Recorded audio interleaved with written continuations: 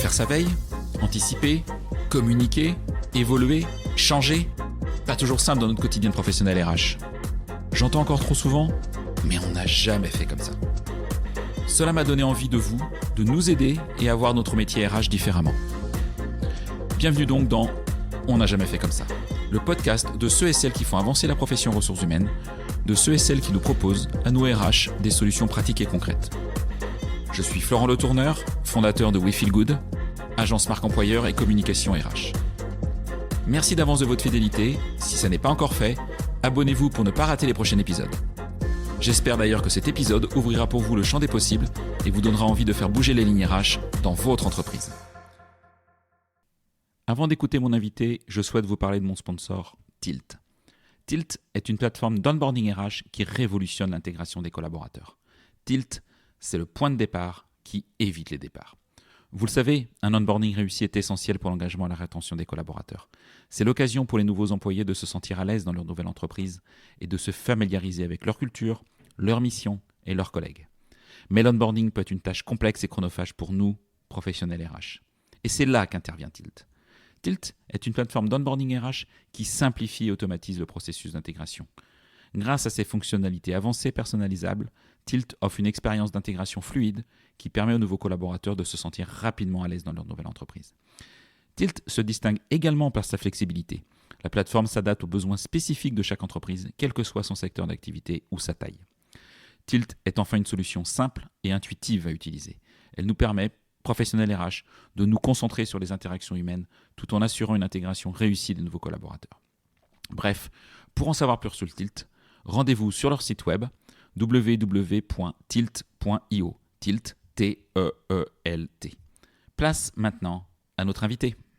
Hello à toutes et à tous et bienvenue pour ce nouvel épisode de On n'a jamais fait comme ça. Alors aujourd'hui, je suis ravi et enchanté, honoré même de recevoir Maude Grenier, entrepreneuse, experte en ressources humaines. Sa vocation, ta vocation est d'accompagner les professionnels RH dans leurs enjeux de demain grâce à de la formation des événements, mais on va y revenir. Merci Maude d'avoir accepté cette invitation. Comment vas-tu ? Écoute, ça va bien, tu me fais rougir dès ta présentation. Mais je vais très bien, je suis ravie d'être avec toi en plus à Bordeaux, qui est une ville de cœur pour moi, donc hâte de partager avec toi. Et oui, on est à Bordeaux parce qu'effectivement, on est dans les locaux de Nicolas Passetti. On remercie Nicolas de nous mettre à disposition ces locaux pour réaliser cette interview. Et puis, je voulais aussi remercier les fondateurs de Jarvie, Quentin et Johan, dans lequel tu as investi et qui nous ont permis de nous mettre en relation suite au SOSU à Amsterdam. C'est comme ça que ça s'est fait. Donc, en tout cas, un petit coucou à Jarvie. Ouais, merci beaucoup. Ouais. Voilà, pour cette mise en relation. Alors, avant de rentrer un peu dans le vif du sujet, Maude, tu es très présente effectivement sur LinkedIn en particulier, mais je ne sais pas si tout le monde te connaît. Tout le monde connaît ton histoire. Donc, avant de devenir entrepreneur en RH, qu'est-ce que tu as fait et pourquoi t'en es arrivé là ? Je vais être assez succincte parce que j'ai pas mal de trucs à raconter, mais moi je viens vraiment du sérail de la Charente profonde, donc je viens vraiment du fin fond de la Charente, et donc j'ai dû vraiment m'émanciper, tu vois, lors de mon adolescence notamment, puisque assez jeune, tu vois, j'ai découvert que j'aimais les femmes, et tu t'imagines dans un environnement très agricultrice, c'était très compliqué pour moi de m'affirmer, et donc le voyage m'a vraiment permis de m'émanciper. Tu vois, je suis partie à 21 ans aux États-Unis. Ma mère pensait que j'allais mourir parce que j'allais traverser l'Atlantique. Et après le voyage, la Moldavie où j'ai rencontré ma femme, et j'ai vécu 5 ans à Londres qui m'ont décoincé ces 5 ans. Très international. Ouais. Très international. J'ai fait aussi un VU à Bruxelles. Donc j'ai vraiment le voyage pour moi m'a permis d'être aujourd'hui la femme qui je suis aujourd'hui. Sans ça, je serais peut-être encore, et il y a aucune honte à ça, il y a aucun jugement, mais je serais peut-être encore au fin fond de la Charente. Okay. Et donc c'est toujours important pour moi de raconter ça pour inspirer aussi les nouvelles générations de demain que on est maître aussi de son destin, on est maître aussi de ce qu'on a envie de faire et donc de toujours croire en ses rêves. Je viens d'un milieu très modeste, donc c'est moi qui ai dû aussi financer tous ces voyages en travaillant, notamment l'été, et les aides aussi de la région et de l'Europe sont des ressources inestimables et on a la chance d'être français et la chance d'être en Europe. Et donc ça m'a permis de nourrir en tout cas ces vocations-là et les ressources humaines sont venues un petit peu chambouler ce quotidien puisqu'à la base je voulais faire de l'humanitaire. D'accord. Ton premier objectif quand tu étais plus jeune, c'est pas comme Charlène Emery qui raconte très vite qu'elle a voulu être DRH à 14 ans. C'est ce que je trouve extraordinaire, tu vois. Ouais. Moi, je voulais à la base, je voulais vraiment être dans l'humanitaire. Pourquoi ? Parce que je me disais, c'est la question un peu ce que je me posais depuis mes 14-15 ans. Qu'est-ce que je vais faire de ma vie ? Le voyage m'a permis d'être qui je suis. J'aime, bien sûr, j'aime le côté aider les autres, etc. Je me suis dit, ça me permettrait en fait de nourrir en tout cas ces deux ambitions. Malheureusement, tu vois, le jour de mon master, je me souviens, j'étais à Marseille. On me dit, écoute, le doyen me dit, Maud, le master n'aura jamais lieu. Et donc là, t'imagines, moi, charentaise, qui arrive à Marseille, à l'université, j'étais en mode, mais qu'est-ce que je vais faire de ma vie ? Je suis perdue. Et donc, heureusement que j'avais des copines qui étaient en RH. J'ai mon père aussi qui m'a quand même beaucoup aidée à ce moment-là de cette période de ma vie. Et il m'a dit, vas-y, tente-le, on est en octobre, c'est le moment où jamais, là, il y a une opportunité d'apprentissage, hop, je prends le train des RH, et puis 10 ans après, j'en suis encore là. Et donc, aujourd'hui, tu vois, donc je suis passée dans des cabinets de recrutement, je suis passée dans des startups, dans des scale-up, donc en tant que recruteuse, puis en tant que responsable RH. Pour aujourd'hui, tu vois, il y a 2 ans, me lancer à mon compte, et c'est une toute nouvelle aventure qui est passionnante. Alors justement, qu'est-ce qui te pousse maintenant à sauter le pas ? Peut-être il y a 2 ans, et puis à sauter un nouveau pas avec le Temple RH dont on va parler tout à l'heure. Ouais. Écoute, je t'avoue, je me suis lancée à mon compte un peu à la one again, tu vois, si j'ose te dire. C'est que, tu vois, je rejoins une scale-up, on est passé de 50 à 350 en une année, avec beaucoup d'enjeux RH, comme tu dois t'en douter, beaucoup d'international. J'étais dans une fintech, c'était une banque digitale pour les pays émergents, donc on avait des hubs à Paris, à Lagos au Nigeria, à Bangalore en Inde, donc il y avait énormément d'enjeux de culture et aussi d'outils, automatisation et tous les enjeux RH qu'on pouvait avoir. Et j'étais éreintée, j'étais pressée comme un citron. Gros rythme. Voilà, gros rythme j'en ressors, tu vois, positivement, mais c'était très intense. J'ai fait aussi pas mal d'erreurs sur ces sujets-là. J'ai eu beaucoup de succès aussi, mais je me suis dit à un moment donné, c'était c'était en mi-2021. Pareil, toujours cette question qui est toujours dans ma tête, c'est qu'est-ce que je vais faire en fait. C'est toujours quelque chose qui m'anime. Qu'est-ce que je vais faire là ? T'es arrivé jusqu'à ce que mes rêves, en tout cas sur la carrière RH, je m'étais imaginé. Voilà, j'étais RH d'une scale-up. C'est ce que j'avais envie de faire. What's next ? Quelle est la suite pour moi ? Et j'étais fatiguée. Je me suis dit, je mets le frein à main. Je sais pas ce qui va m'arriver. J'ai négocié une rupture conventionnelle et je me suis dit, prends le temps pour toi. Prends le temps. Voilà, prends le temps. Et c'est là où je me suis dit, je vais dans ma zone de confort qui est le recrutement. Donc, tu vois, j'ai rejoint les équipes de Move One. Je sais pas si tu connais. Je sais pas si tout le monde connaît. Tu peux Move One, donc c'était une start-up qui avait révolutionné, en tout cas, le monde du coaching avec le coaching digital. D'accord. Donc, ils étaient les pionniers à l'époque qui se sont fait racheter par CoachHub, donc une start-up allemande. Oui. Voilà. Et donc, je les avais accompagnés et c'était vraiment, j'ai adoré. C'est ce que j'avais besoin. J'avais besoin pas trop de charge mentale. J'avais besoin d'une équipe qui était... j'ai adoré. Ils m'ont accueilli les bras ouverts et je les ai accompagnés. On a recruté 300 coachs je crois que c'était en 6 mois. Une équipe géniale et ça m'a fait du bien. Et après, je me suis dit, Maud, tu peux pas... Il faut que tu aies quand même un plan en face de toi. Et je sais que beaucoup de RH aujourd'hui se posent ces questions-là. Il y a une étude qui est assez flagrante, c'est que tu as quand même 30% aujourd'hui des salariés en France qui envisagent soit de quitter leur entreprise ou soit de passer à leur compte. Donc c'est important aussi d'en parler et c'est de se dire j'ai ce bagage, cette expertise RH, qu'est-ce que je vais en faire ? Enfin, comment je vais aussi servir l'impact que j'ai aussi envie d'avoir sur le monde ? Moi, c'est quelque chose qui m'a toujours imprégnée en tant que personne. Et je me suis dit, j'y vais progressivement. Donc, je vais dans des missions RH. Je fais du TJM. Finalement, TJM, ça me correspond pas tôt. Voilà. Donc, tu travailles à la journée. Je me dis, finalement, je retrouve le salariat un peu déguisé. Donc, je me dis, si je me mets à mon compte, c'est pour mieux contrôler mon temps, mieux vivre en tout cas. Et je me suis dit, je vais plutôt faire du consulting pour des startups qui ont besoin d'accompagnement sur leur process de recrutement, sur l'automatisation de process, sur la culture d'entreprise. Tu vois, j'ai accompagné des startups sur la construction d'un culture deck. Un manifesto pour bien définir les visions et les valeurs. Et finalement, donc pour en revenir, au temple RH et donc à la création de contenu et donc ce qu'on appelle aujourd'hui donc l'inbound recruiting, c'est un pari avec une copine portugaise qui explosait sur LinkedIn en 2020. Et je me suis dit, si elle peut le faire, moi aussi je peux le faire en fait. Elle faisait des 2000, 3000, je me suis dit mais c'est un truc de folie. Et donc je me dis je le fais aussi, je teste 1 fois, 2 fois, 3 fois et là j'arrive, je fais un post, écoute-moi, 50 000 likes, 2 millions d'impressions. C'est énorme, c'est fou quoi. Voilà. Et je me dis waouh, la puissance en fait des réseaux sociaux, la puissance d'un message, la puissance de la prise de parole quand tu as un message à partager.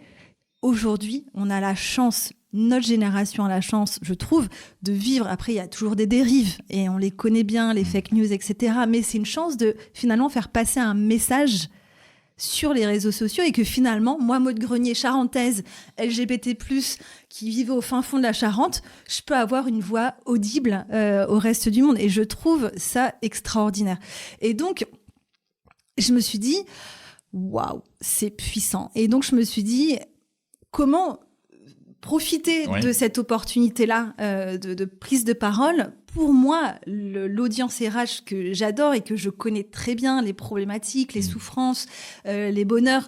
L'isolement de la fonction, des fois. L'isolement de la fonction, la solitude, la pression, l'épuisement de notre fonction qui est là. 60% aujourd'hui des professionnels RH déclarent qu'ils sont en épuisement professionnel. J'ai vu ces dernières enquêtes, c'est assez fou quand même. C'est flagrant. Donc là, d'où aussi, tu vois, le chiffre qu'on a parlé tout à l'heure sur cette volonté de mieux vivre et pourquoi pas de soit changer d'entreprise ou soit de passer à son compte. Et donc, c'est là où je me suis dit, il y a quelque chose à faire pour que les RH prennent la parole, puissent aussi être forts de propositions sur tous les sujets de marque employeur. Et c'est pour ça que tu vois que j'ai créé donc le temple RH pour pouvoir accompagner et aussi soutenir la fonction, les professionnels RH sur ces sujets-là qui me paraissent aujourd'hui cruciaux pour la génération de demain. La génération Z ne se prive plus aujourd'hui de partir à un entretien d'embauche si celui-ci ne correspond pas à leurs attentes ou encore te ghoster carrément. Donc voilà. Donc cette génération est différente et agile, et créative, mais il y a d'autres aussi points où nous on doit être forte proposition. Parce que la génération Z ne va pas aller remplir un questionnaire de 10 questions pour aller postuler à une offre. C'est plus possible. Donc, la marque employeur, ce n'est plus une page carrière. C'est intéressant, j'ai plein de questions du coup. Tu penses que c'est générationnel ? Alors je t'explique parce que effectivement, si vous avez suivi ce podcast il y a quelques semaines, j'ai interviewé Léo Bernard et puis vous pouvez retrouver sur ce podcast. Et on a parlé des générations. Il croit pas aux générations. Il croit pas aux générations, Léo, sur le fait que la génération Z ou la génération Alpha qui arrive impacte le changement. Toi, c'est quoi ta posture par rapport à ça ? Moi, j'y crois à 300%. Ah, c'est intéressant. Tu vois, alors là, c'est encore un autre débat, tu vois. Sur ce qui est dit avec Léo, c'est intéressant qu'on puisse mener, tu vois, des débats en mode, tu vois, 2 à 2 et on défend des opinions. Je vais organiser ça. Ça me titille bien, ça. Parce qu'il y a aussi, tu vois, le débat, le recrutement n'est pas RH. Oui. Voilà. Vieux débat. Vieux débat, voilà. Mais je pense que c'est intéressant de débat. Moi, je crois fortement que les générations, il y a des typologies de générations. Quand je vois la génération de ma mère ou de mon père, ma mère aujourd'hui qui a des grosses difficultés de digitalisation de son quotidien, et aujourd'hui la génération de ma cousine qui est très agile sur ces sujets-là. c'est deux générations qui sont différentes. Donc, peut-être que les enjeux, mine de rien, quand on va au fond des sujets, sont peut-être identiques, mais on peut pas se voiler la face. Les générations sont bien là. Et quand on voit la génération alpha qui arrive, qui est biberonnée au digital. Ah oui, j'en ai à la maison, moi, donc je vois bien. Je vois bien le sujet. Ouais. Voilà. Ouais, donc, je vais pas t'embêter trop longtemps sur les générations, mais je rebondissais sur tes propos. Alors que, comme je suis un bon élève, je suis un peu préparé comme cette interview, et j'ai vu que sur le site web du Temple RH, t'es pas toute seule. Oui. T'es cofondatrice, tu pilotes le projet. En fait, quels sont tes collègues et pourquoi vous êtes plusieurs? Ouais. Moi, je crois beaucoup, tu vois, à la force du collectif. Tu vois, je pense que seul, on va vite, mais ensemble, on va plus loin. C'est toujours une phrase qui reste ancrée en moi.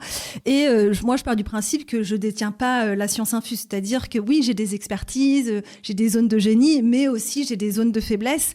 Et de pouvoir s'associer, qui est très dur. Hein. L'association, c'est très difficile quand on connaît pas non plus l'autre. On peut toujours avoir des surprises. Mais c'est de se dire, bah waouh, j'ai cette envie-là. J'ai envie aujourd'hui d'accompagner en tout cas les pros DRH à prendre la parole et donc de construire les rôles modèles de demain. Voilà, Thomas, on se connaissait. Lui, c'est un TikToker, donc ça peut un peu donner mal aux oreilles au RH, je sais, mais ça peut être un peu compliqué, mais c'est un TikToker et il a les codes en fait de la vidéo, il a les codes de cette plateforme-là. LinkedIn, en effet, moi je la connais très bien, mais TikTok. Moi, je suis déjà boomer, en fait. Tu vois, moi, à 36 ans, je suis boomeuse. TikTok, je suis dépassée, tu vois. Déjà, Instagram, j'étais un peu dépassée. Là, ça y est, je m'y suis mis. Mais je suis dépassée. Mais aujourd'hui, TikTok, ça va être le futur Instagram ou c'est déjà le futur Facebook. Enfin, Facebook va progressivement mourir et TikTok va reprendre. T'imagines que les jeunes, ils regardent le dernier restaurant où ils veulent aller, voir les avis, ils vont sur TikTok. Oui, il y a des enquêtes qui disent que TikTok remplace Google pour certaines personnes. Voilà. Ils vont chercher l'information sur TikTok et non plus sur Google. Voilà, ils ne vont plus. C'est dingue, ils vont plus aller sur Google. Enfin, c'est tout un modèle d'ici 10 ans qui va rechanger. Donc il faut aller. Et nous, RH, on doit être à la pointe, tu vois. On doit être les pionniers sur ces sujets-là parce que notre objectif, c'est quoi ? C'est d'aller attirer les talents de demain. Donc il faut vraiment qu'on mette l'accélération, en tout cas, sur ces sujets-là. Alors justement, ta promesse, c'est tu veux casser les codes du recrutement avec une marque employeur attractive. Ouais. Donc cette phrase-là, elle est claire, hein, ta promesse, elle est forte. C'est quoi déjà pour toi, en 2024, une marque employeur attractive ? Pour moi, aujourd'hui, comme je te dis, une marque employeur, c'est plus un site carrière. Pour moi, ça, c'est le b.a.-ba aujourd'hui, d'avoir un site carrière qui soit propre, qui a pas de bug, que tu cliques pas sur une page où ça fait 404. Voilà, ça m'est déjà arrivé. Tu vois, quand je fais les audits, ça peut arriver. Ou que ce soit, voilà, des offres d'emploi qui soient aussi attractives et pas juste le ou la stagiaire qui s'est occupée de faire les copier-coller des offres d'il y a 5 ans. Donc ce n'est pas aujourd'hui la marque employeur pour moi, c'est des éléments. D'accord. Mais aujourd'hui, pour casser les codes, c'est quoi ? C'est d'aller en fait aller chercher les talents. Où sont les talents de demain ? Et où sont les talents de demain sur les réseaux sociaux ? Et donc les réseaux sociaux, c'est donc des plateformes où il y a des codes, des algorithmes, il y a des choses à savoir sur comment écrire, comment faire passer un message. Et donc, tu vois, aujourd'hui, pour moi, pour casser les codes, c'est d'aller vraiment au fond de ces sujets de réseaux sociaux, de création de contenu. Et c'est que comme ça que on va pouvoir passer des messages. Et aujourd'hui, on n'est pas très bon sur ces sujets-là au niveau RH. Donc, casser les codes, pour moi aujourd'hui c'est ça. C'est plus une marque employeur sur des pages carrières ou sur une offre d'emploi. Ça c'est le basique. C'est la base. Ouais. Pour moi c'est d'aller au-delà, c'est d'aller aujourd'hui sur les plateformes de réseaux sociaux pour aller chercher ces talents les futures générations qui arrivent, ils sont aux portes de l'entreprise. La génération Z, elle est aux portes là de l'entreprise. Elle est enfin ils ont 25 ans. Donc en 2025, c'est à peu près 30% de la population active. Voilà. Donc c'est pas rien. Ils sont là, ils sont aux portes. Donc c'est comment on va faire pour les attirer. Donc c'est vraiment ça, c'est d'aller créer du contenu qui va leur titiller, de devenir remarqué en tout cas de leurs yeux. Et c'est plus, ils vont pas aller sur les sites internet pour aller chercher une info. Ils vont aller sur les réseaux sociaux. Ils vont aller checker la page Instagram de l'entreprise. Ils vont aller, voilà. Indéniablement. Voilà. Indéniablement. Comment est-ce que tu vas réussir? Alors, déjà la question, est-ce que tu vas faire pour, ou est-ce que tu vas aider à faire? Est-ce que tu vas apprendre aussi à pêcher quelque part les RH? On sait que la population RH, elle est quand même présente sur LinkedIn, mais elle est quand même sortie d'un écosystème dont tu fais partie, dont je fais partie, qui prend la parole assez facilement. Mais les RH qui sont en entreprise, ils prennent pas la parole très facilement. Ils osent pas tous. Ils ont peur. Comment est-ce que tu vas les aider à se dévoiler et à oser communiquer sur LinkedIn? Je parle de LinkedIn parce que tu connais très bien ça. Oui. On pourra parler de TikTok ensuite. Tu as tout à fait raison, toi, quand tu dis peur. Les RH ont peur, en fait. Ont peur parce que c'est une fonction qui est discrète, c'est une fonction où il y a des enjeux qui sont très forts. Les licenciements, par exemple, c'est des sujets qui sont très sensibles, les sujets de salaire. Donc, c'est vrai que la fonction RH traite de sujets importants. Mais c'est pas parce que c'est des sujets importants qu'ils ne peuvent pas être fun ou attractifs, tu vois. Donc, c'est toujours cette question de comment raconter une histoire, comment raconter ma vie de RH, et on a besoin de rôle modèle RH, déjà tout simplement pour inspirer la future des générations RH qui arrivent. Aujourd'hui, ça peut faire peur. J'ai interviewé Ophélie, des RH de Moka. Elle me disait qu'elle, à 20 ans, elle avait accompagné des plans de licenciement. T'imagines sur tes épaules à 20 ans, c'est très fort. Donc en fait, l'objectif avec le temple RH, c'est les deux. Ça va être d'aller accompagner les RH à prendre la parole, et donc d'aller casser des croyances limitantes qui peuvent arriver, les accompagner, prendre du temps, faire les outils de maturité digitale, les former, remoduler les bases, donc la page carrière, les offres d'emploi, pour progressivement aller sur la création de contenu et leur montrer et démontrer que ça marche en fait. Et c'est ça aujourd'hui qui manque. C'est des exemples, des rôles modèles, il y en a quelques-uns.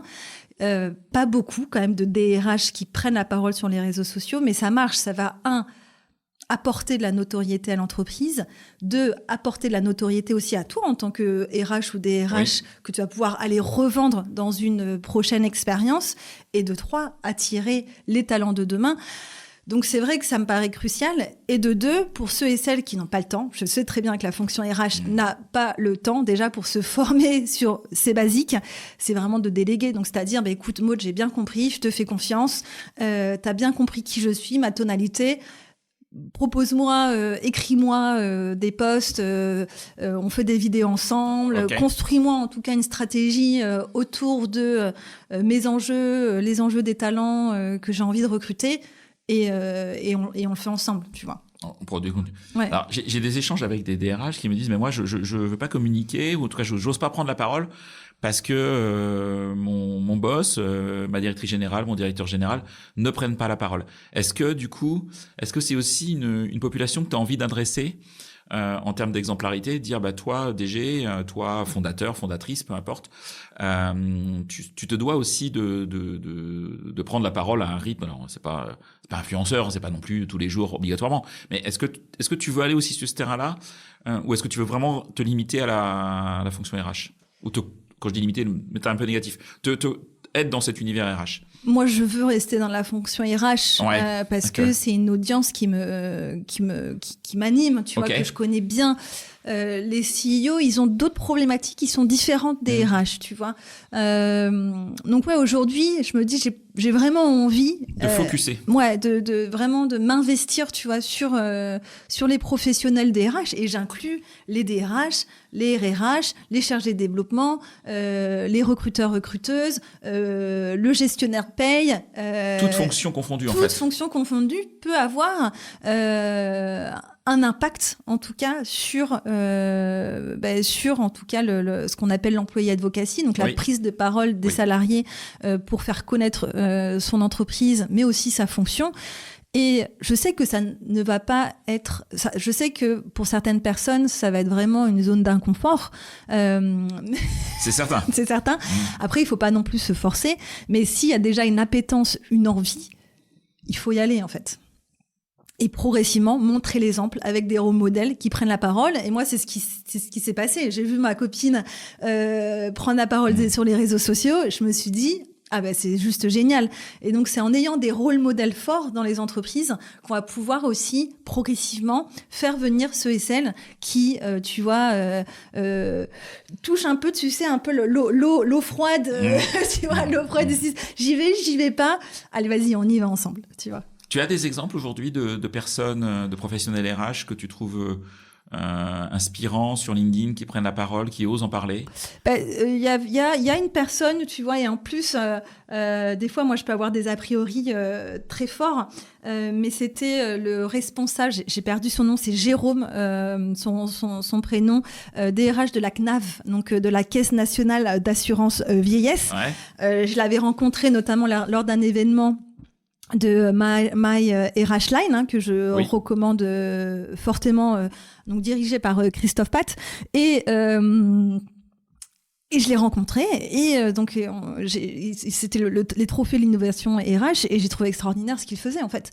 Et il prend la parole sur les réseaux sociaux et il fait bouger en tout cas cette partie innovation RH. Bon, ça fait aussi partie de son métier. Mais la CNAV à la base, c'est assez traditionnel d'image, d'a priori peut-être même. Voilà. Et toi, moi j'y suis allée un peu les deux pieds. Je dis mais déjà je dis c'est quoi la CNAV pour te dire en fait. Moi, génération X, génération Y, je savais même pas ce que c'était la CNAF, tu vois. Donc, alors que tous les mois, je suis RH et tous les mois, j'ai sur une partie de ma fiche de paye va sur. Oui, je te confirme. Voilà, c'est ça. Donc, je me suis sentie un petit peu bête sur le coup, mais écoute, et donc je me suis dit, waouh, c'est génial qu'une institution comme la CNAF française, donc du patrimoine français, travaille sur ces sujets-là. J'ai trouvé ça génial. Ok. Alors, comment faire concrètement pour que nous, RH, on ose prendre plus la parole? Ce serait quoi tes 3-4 tips? Ouais. Là, je m'adresse aux personnes qui nous écoutent, les RH qui nous écoutent. Ouais.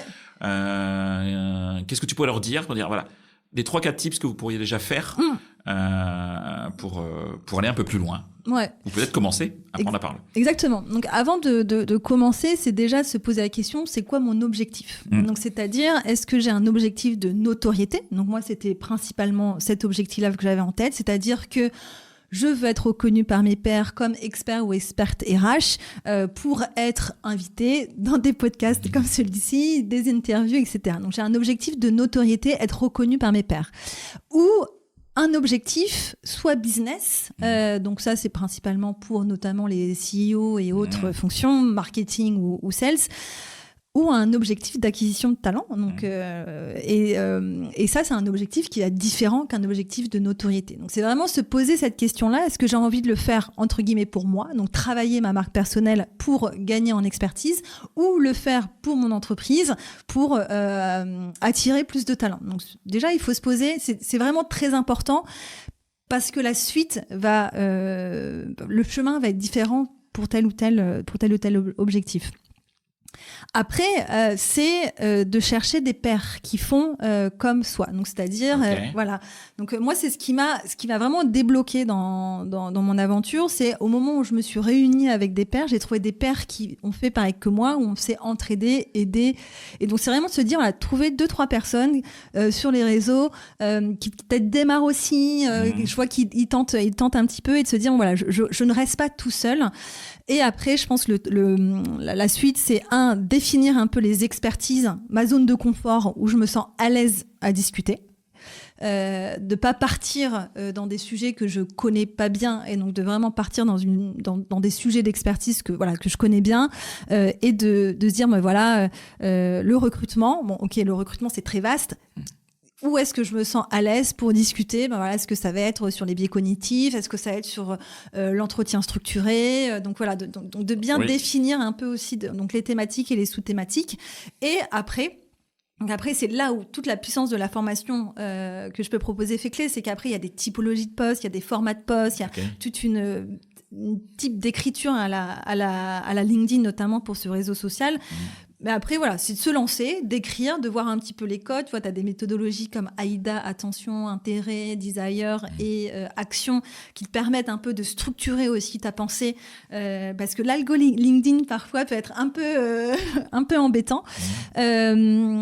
Et après, c'est de se dire, mais voilà, ce qui est important, c'est les interactions, les commentaires. Et c'est de se dire, bon, ben voilà, si j'ai quelques amis, quelques collègues, les pairs que j'ai, avec qui je me suis intégrée, pour créer cette émulsion qui est très importante pour l'algorithme dans les premières heures, pour aller en effet chercher, tu vois, les interactions avec les uns et les autres. Ouais, c'est un petit peu là les conseils, mais c'est pas si simple, tu vois, de se lancer pour prendre la parole. Il y a quand même pas mal de conseils et de choses en tout cas à faire qui te permettent, tu vois, d'aller de l'avant. Ouais, mais c'est pas si simple. Non, c'est pas si simple. Et puis rédiger un post n'est pas facile. Ouais. Toi, t'écris pas un post comme t'écris un email. Non. C'est mieux. Voilà. C'est mieux, tu vas pas marquer bonjour. Voilà, c'est ça. Mais comme je vois encore des posts, oui. mais les gens le font avec, enfin, ils font comme ils peuvent. Mais je vois, chez Réseau, je recrute un commercial, l'annonce, et puis s'il vous plaît, merci de liker. Ça marche pas terrible en fait, parce que c'est pas ça qui est attendu. Et ça, c'est un vrai boulot. Est-ce que tu utilises, est-ce que tu vas utiliser, est-ce que tu vas apprendre à utiliser l'IA au RH? Est-ce que c'est un gros mot pour toi ou pas un gros mot? C'est pas du tout un gros mot, parce que tu vois, avec des copains, on a monté un petit SaaS qui s'appelle Lilou pour accompagner donc dans la création de contenu. Parce que moi, en fait, c'est ça.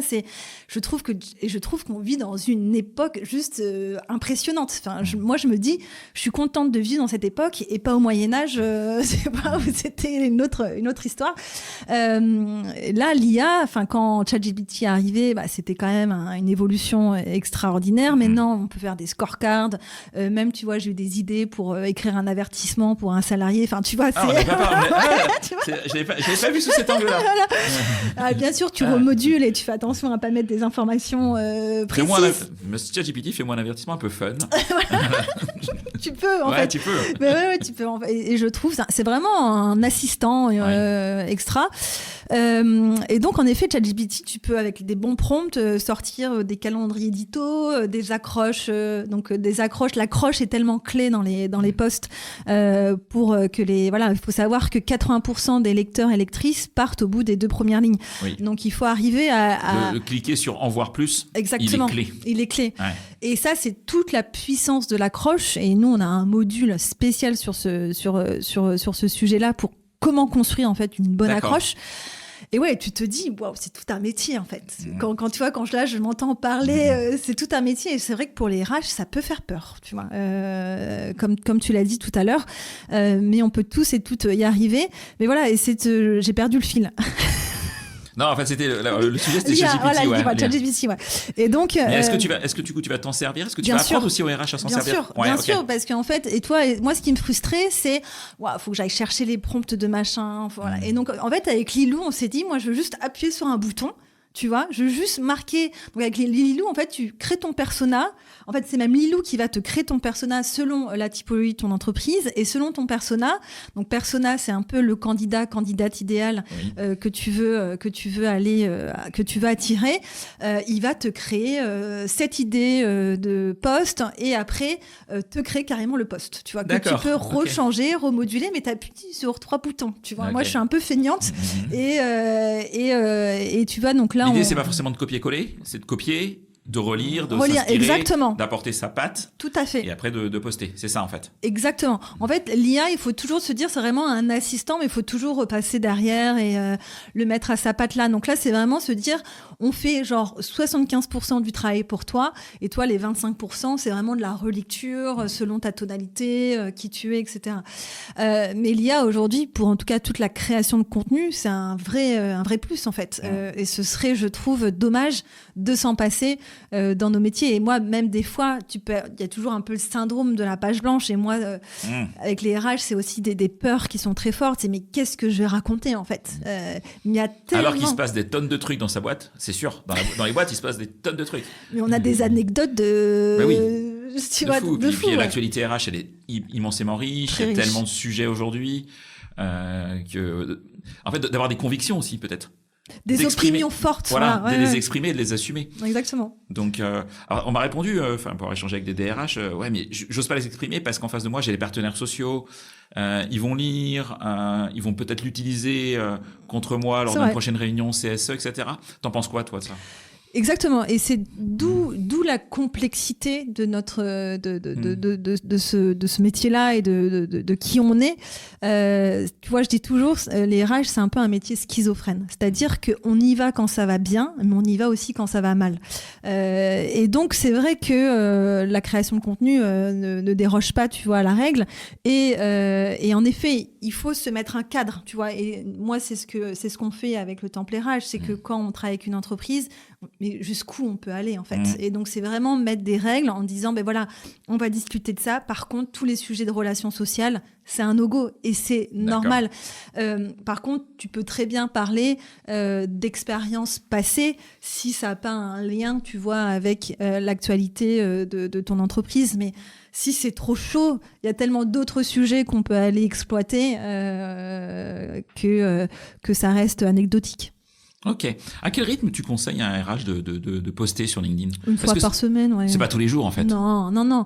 Le RH ne doit pas devenir un influenceur, tu vois. Il doit devenir un rôle modèle. Pour moi, c'est vraiment différent. Un rôle modèle, c'est-à-dire donner l'exemple, déjà partager. Je pense qu'aujourd'hui, tu vois, et c'est encore, je donne plein d'études, mais tu as 30% des salariés qui disent qui préfèrent faire confiance à leur manager qu'à leur RH, tu vois.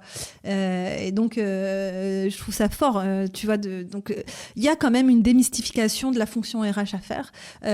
Les personnes ne comprennent pas bien finalement notre position. Ah oui, les RH, c'est l'administration du personnel, c'est l'administration, tu vois. Alors que la fonction RH a tellement une puissance extraordinaire, tu vois.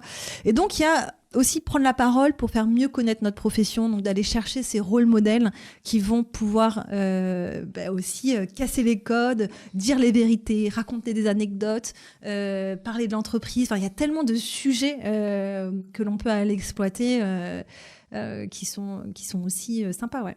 D'accord, ok. Est-ce que tu t'envisages d'aller sur le terrain de jeu des salariés aussi ? Tu en as parlé, de l'appareil d'employé advocacy, des salariés ambassadeurs. Est-ce que ton objectif, c'est aussi d'aider les RH que tu vas accompagner à faire en sorte que leurs collègues, leurs collaborateurs, les collaborateurs d'entreprise osent prendre la parole ? Est-ce que c'est quelque chose qui est aussi dans votre objectif ? Tout à fait. Et je pense que l'employé advocacy passe par les RH, tu vois. Donc ça, c'est quelque chose, pour moi, c'est une opinion assez forte que j'ai. C'est que si...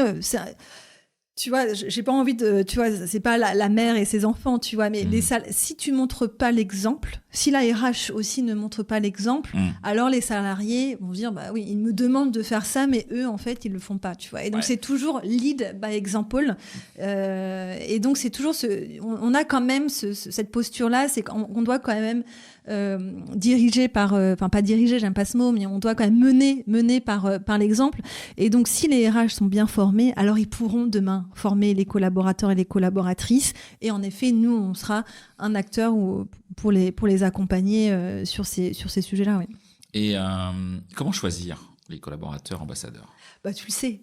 Oui, moi je le sais, mais les gens qui nous écoutent, pas forcément. Oui, mais les RH le savent, ils connaissent très bien leur ambassadeur. Tu crois ? Ah ben oui, c'est Martin qui est toujours disponible pour tous les comités sociaux pour discuter sur les enjeux de l'entreprise. Tu vas avoir Judith qui est toujours aux after-work, toujours la première à proposer des idées d'animation. Donc tu les sens, ces ambassadeurs-là. Tu les, quand c'est même. ceux qui vont liker les posts de l'entreprise, C'est par ceux exemple. qui vont liker. Et donc, c'est eux qui vont être vraiment au cœur, tu vois, de l'employé advocacy, au cœur de la machine de création de contenu. Donc, ça doit les fidéliser, ces personnes-là. Et tu vois, c'est un peu la stratégie des dominos, tu vois. Eux, le collègue, peut-être... donc, je suis vraiment là dans les stéréotypes à fond.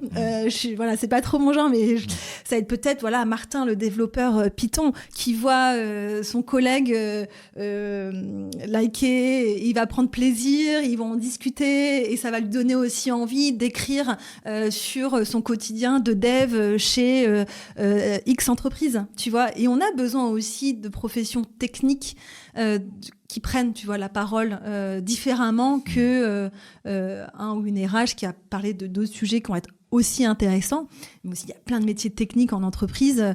Moi, j'adorerais voir en tout cas ces profils-là aussi émerger, des développeurs, des ingénieurs, tu vois, en physique quantique. Tu vois, ça serait juste chouette. Et la génération de demain en est friand, tu vois, de rôle modèle dans les entreprises. Ils vont dire, ah ouais, moi, je vais aller dans cette entreprise parce que Martin, il communique, j'ai vu ce qui se passait et donc je vais avoir plus envie d'aller dans cette entreprise qu'une entreprise où tout est fermé, tu vois. Ok. On a parlé tout à l'heure, et tu nous as parlé tout à l'heure effectivement tu nous as parlé de TikTok en particulier. Ouais. La population RH sur TikTok doit être assez faible. Enfin, je n'ai pas fait d'études statistiques, mais j'imagine qu'elle doit être assez faible. Comment est-ce que vous allez... Je sais que tu es moins expert TikTok, mais tu n'es pas ignare du sujet. Comment est-ce que vous allez faire pour accompagner aussi les professionnels RH à prendre la parole sur ce réseau social qui est beaucoup plus jeune que ne l'est LinkedIn? Donc sur TikTok, tu vois, et donc là, on en parle mi-janvier, donc on va accompagner une entreprise pour parler de sa marque employeur en vidéo, donc ça va être le grand bain. Ce qui marche sur TikTok, ça va être l'humour. Un des contenus humoristiques, des contenus éducatifs, tu vois. C'est un peu les deux contenus sur lesquels tu peux aller en tant qu'entreprise, je trouve, en plus un peu des posts promo que tu peux faire. Et donc, tu vois, tu peux avoir des posts humoristiques. Je suis très mauvaise avec les noms et il y a une RH très connue sur TikTok qui fait, je te donnerai le lien que tu pourras mettre en commentaire, qui fait des TikTok mais juste à hurler de rire. Et donc, tu vois, un salarié, c'est tellement de la dérision que c'est rigolo et ça crée une émotion. Tu vois, une histoire, c'est une émotion. Donc voilà, ou des posts éducatifs, tu vois, où là on type va... comment postuler chez nous, comment sur l'offre d'emploi, sur la candidature, des choses comme ça par exemple. Exactement, ou ça peut être vraiment en mode quiz. Tu vois, je sais pas, moi, t'es une société de batterie électrique. Est-ce que vous savez si vous devez choisir entre A, B et C, tu vas faire une sorte de jeu, de quiz éducatif pour comprendre peut-être mieux, tu vois, l'essence même de ce que fait l'entreprise. Tu vois, si je vous dis Bump, tu vois, qui est une start-up que j'admire beaucoup, qui travaille dans toute la partie électrique, ça parle à personne, tu vois. C'est quoi l'électrique aujourd'hui, tu vois, tout le monde a un truc à dire sur l'électrique, etc. Et si on faisait plus, tu vois, de contenu éducatif sur comment l'électrique peut changer le monde de demain et sur des choses un peu techniques, un peu plus fun, tout de suite, tu vois, tu engages une communauté et donc tu attires, tu es remarqué et donc tu attires les gens à venir, attirer la curiosité et postuler chez toi. Ok, très très clair. Question qui me taraudait parce que tu as une expertise assez forte. J'ai envie de revenir sur l'expérience candidat. Je zoome sur l'expérience candidat. Aujourd'hui, c'est quoi les tips que doit avoir une entreprise, des recruteurs là plutôt, pour avoir une expérience candidat réussie en 2024? Alors, l'expérience candidat, j'aime bien commencer par ce n'est pas. Ce n'est pas répondre dans les 48 heures à un message. Ça, c'est la base, en fait. Tu vois, l'expérience candidat, c'est pas d'être sympa en entretien, tu vois, et pas d'aller chercher, de piéger le candidat. Ça doit être la base aujourd'hui. Et comme je l'ai dit, la génération... On va pas se mentir, il y a encore du travail. La génération Z... ne se privera pas de vous le dire en face, de vous dire là, madame, vous êtes désagréable, je me sens mal à l'aise avec vous, et tant mieux. Je me dis tant mieux, parce que moi personnellement, j'ai vécu des situations où je me suis dit mais pourquoi la personne m'a contacté, qu'est-ce que je fais là en fait. Et ça arrivait aussi à plusieurs amis. Donc ça, c'est voilà. Aujourd'hui, l'expérience candidat, ça c'est la base. Et en effet, comme tu le dis, il y a encore beaucoup de choses à faire. Mais l'expérience candidat, c'est quoi ? C'est vraiment pareil. C'est toujours se dire comment en fait le talent va accrocher avec l'entreprise et comment je vais rester dans la tête de mon candidat ou de ma candidate. Et donc, c'est d'aller chercher, tu vois, voilà, il faut faire preuve de créativité. Ça peut être, voilà, quand je postule, c'est un quiz, tu vois. C'est de jouer un peu avec les candidats, les candidates. Et tu vois, moi, je suis fatiguée. Ça fait 10 ans que je suis dans le métier et je vois toujours aujourd'hui les mêmes process de recrutement. On n'arrive pas à passer à l'étape d'après. Donc, ça peut être des quiz. Ça peut être, en effet, par exemple, pour recruter des devs, le CTO qui fait une grande conférence sur le métier de dev chez Intel. Enfin, tu vois, ça peut être vraiment plus interactif, plus humain. Et je pense que c'est ça aujourd'hui l'expérience candidat, c'est que la personne n'a plus envie de se sentir comme un numéro, mais a envie de se sentir comme Pierre, Julie, tu vois, ou Myriam par exemple, tu vois.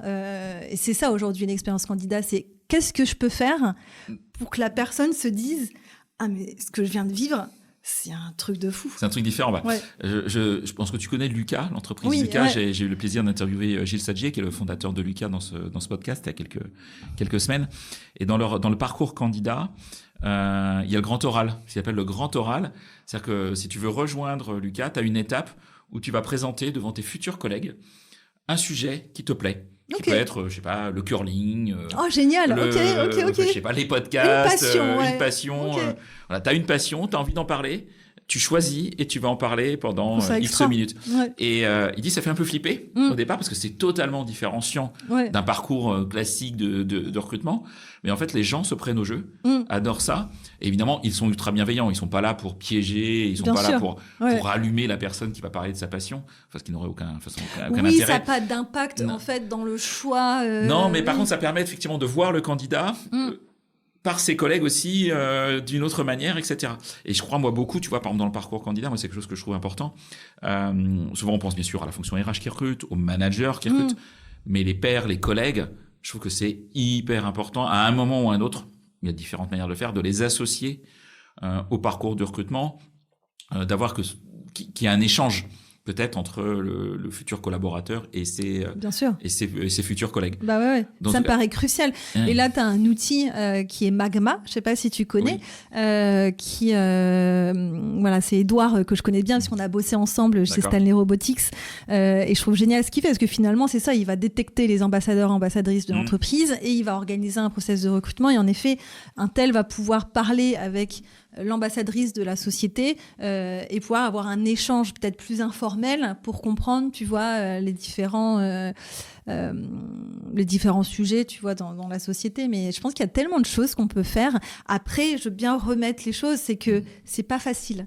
Les RH n'ont pas forcément beaucoup de temps, pas beaucoup de budget. Parfois, on n'est pas aussi décisionnaire sur ce qu'on peut faire. Et donc, c'est vrai que là, on parle dans un monde, tu vois, idéal. Voilà. Mais je veux juste remettre parce que tu vois... Bah, tu peux être RH dans ton entreprise de 300 personnes et tout seul. Éventuellement, tu as un assistant ou une assistante. Voilà. Et puis, tu es rattaché au DAF. Et là... Voilà, nos faites déjà la paye, quoi.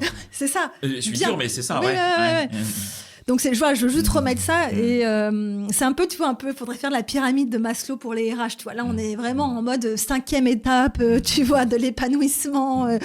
Mais en effet, l'objectif, c'est qu'on puisse arriver à ça. Et c'est pourquoi, en fait, si en fait, on peut pas le faire nous-mêmes, déléguer, en fait. Il faut pas avoir peur de déléguer. Déléguer, c'est pas faire preuve de faiblesse. De faiblesse, non. Exactement. Non. Voilà, déléguer, c'est pas faire preuve de faiblesse, c'est faire preuve de j'ai envie de bosser sur ces sujets-là, j'ai envie de le faire, j'ai pas le temps, j'ai pas forcément non plus l'expertise. Ben, je vais prendre des partenaires extérieurs qui vont m'aider, tu vois, à réaliser ces ambitions-là. Et donc moi-même à progresser en plus. Exactement. Forcément. Bien sûr. Forcément, ça va permettre de grandir, de scaler, et puis peut-être demain de se dire, ben, je vais peut-être l'internaliser. Et c'est la vie de tout prestataire RH que je suis aussi, et c'est pas grave en soi. C'est pas grave, oui. On avance, parce que sinon il y a tellement de sujets, tellement de choses à faire, que c'est pas trop le sujet. Alors le temps tourne. Ouais. J'ai quelques petites questions. Finales, mais avant tout. Alors la question elle est un peu vague, un peu vaste, et elle est pas simple. Ouais. Mais c'est comment tu vois évoluer notre fonction en fait RH ces prochaines années. On a parlé de l'impact de l'IA. Est-ce que tu vois d'autres sujets qui pourraient impacter la fonction et la rendre en même temps attractive et puis en même temps difficile? Pour moi, un des sujets qui va être dominant ces prochaines années, c'est la santé mentale. D'accord. Mais juste avant de revenir là-dessus, oui. J'avais juste envie de dire, en fait, déjà l'IA, c'est déjà une évolution, mais il y a encore des RH, et c'est pas une honte, qui sont encore sur des fichiers Excel, qui sont pas bien outillés et qui en sont encore au début de l'automatisation de leur process. Et donc c'est vrai que l'IA, c'est pas forcément le sujet numéro un. Et donc c'est vraiment ça qu'il faut remettre. Là, c'est vrai que c'est des sujets tendances, etc. Mais déjà, comme tu l'as dit, bien faire la paye, bien gérer ses process, que ton salarié qui arrive a bien son ordinateur, son adresse email, voilà, d'assurer en tout cas cette base est important. Le socle, voilà. Et voilà, il faut juste se dire, je sais qu'il y a des TPE, des PME locales de régions et de territoires qui sont pas bien outillés, etc. Donc voilà, je voulais juste remettre ça. Je suis d'accord. La santé mentale, pour moi, ça va être un sujet qui va être dominant, encore parce que la génération qui arrive, il faut savoir qu'aujourd'hui, 30% des étudiants se disent en souffrance psychologique. Et donc, je trouve ça fort. Et comme on en a parlé, 60% des professionnels RH se sentent épuisés. Donc, la santé mentale, aujourd'hui, on en parle de plus en plus. Je pense que c'était un sujet qui doit être aussi encore un autre sujet à traiter. Mais là aussi, faites-vous accompagner par des prestataires. Il y a TIL, il y a Mocaker qui sont de géniaux, voilà, de géniaux relais sur ces sujets-là. Mais voilà. Aujourd'hui, on n'est plus dans cette génération, tu vois, de mon père, il a travaillé 20-25 ans dans la même société, c'était le bon petit soldat, jamais on s'est occupé, voilà, il était en plus ingénieur production dans une société, donc beaucoup de tensions, de pression, etc.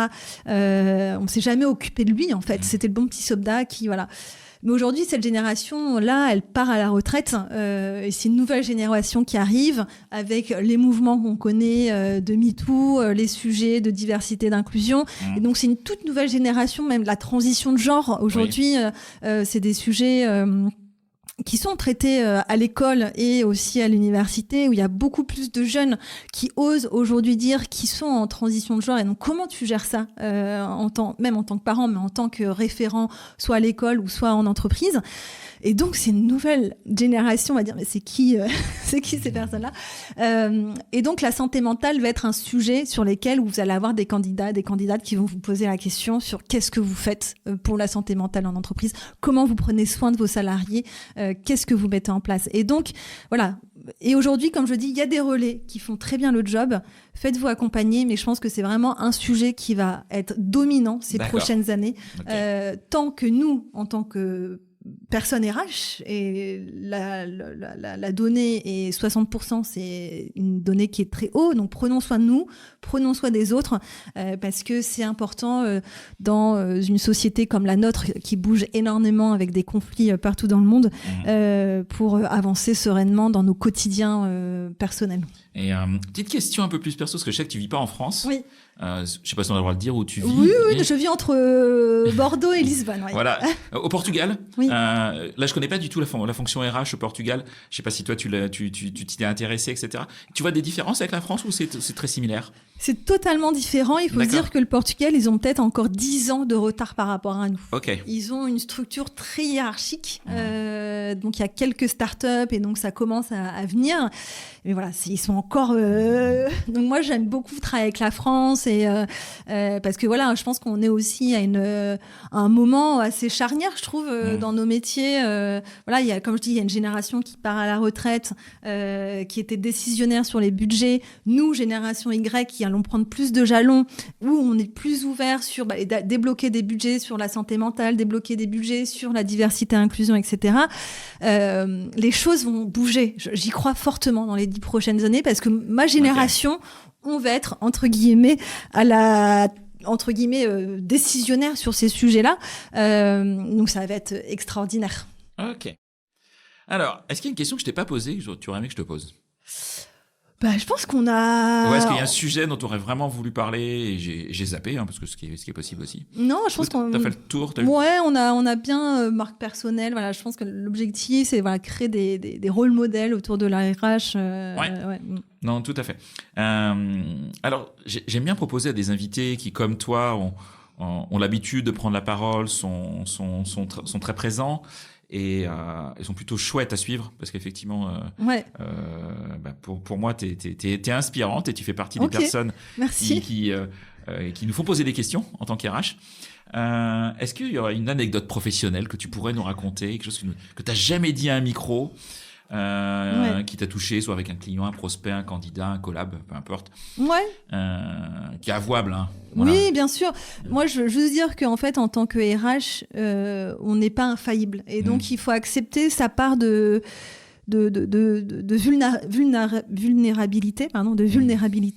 Et donc, tu vois, je peux dire, quand j'ai commencé en start-up, en plus, c'était mon premier poste en tant que RH interne.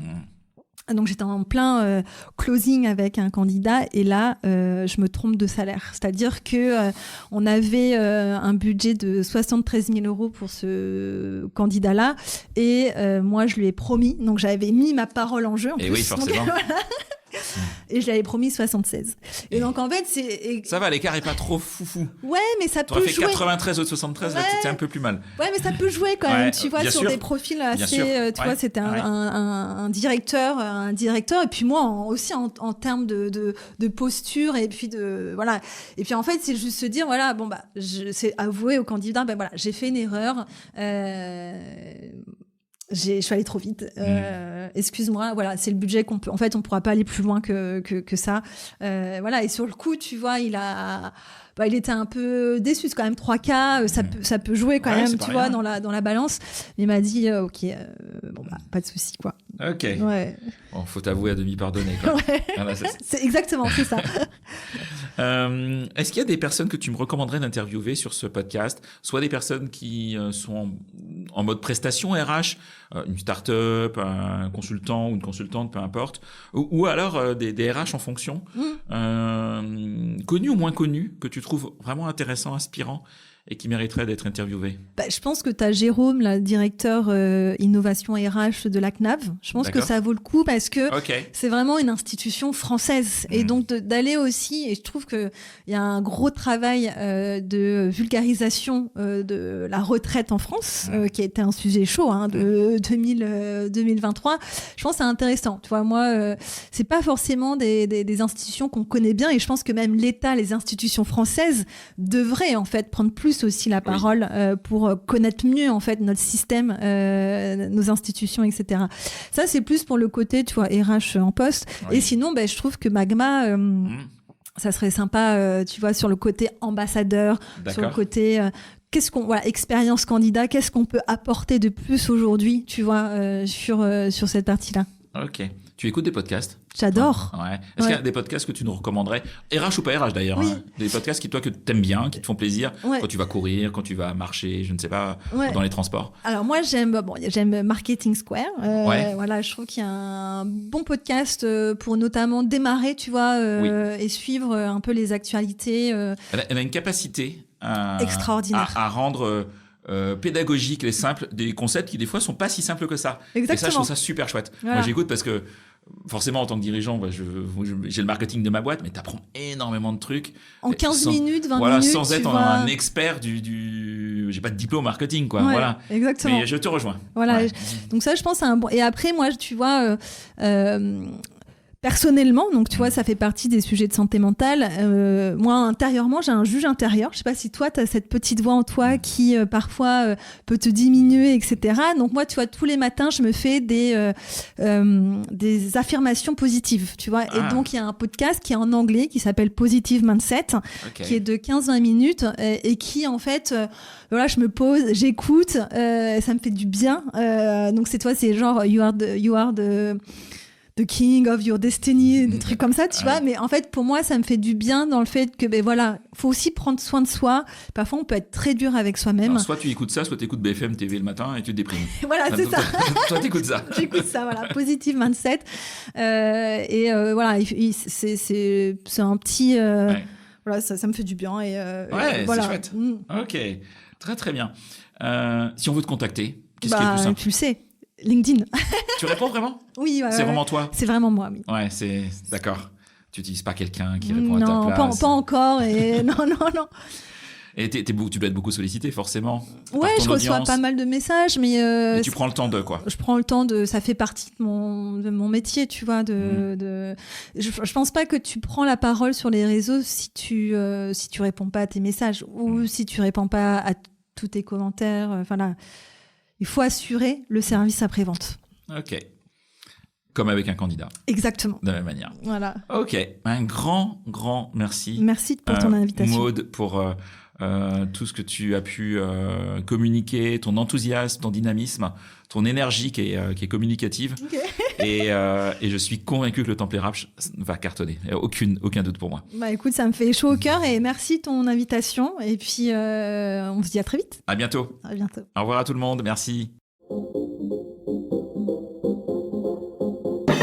C'est terminé pour ce bel épisode. Merci de l'avoir suivi en entier.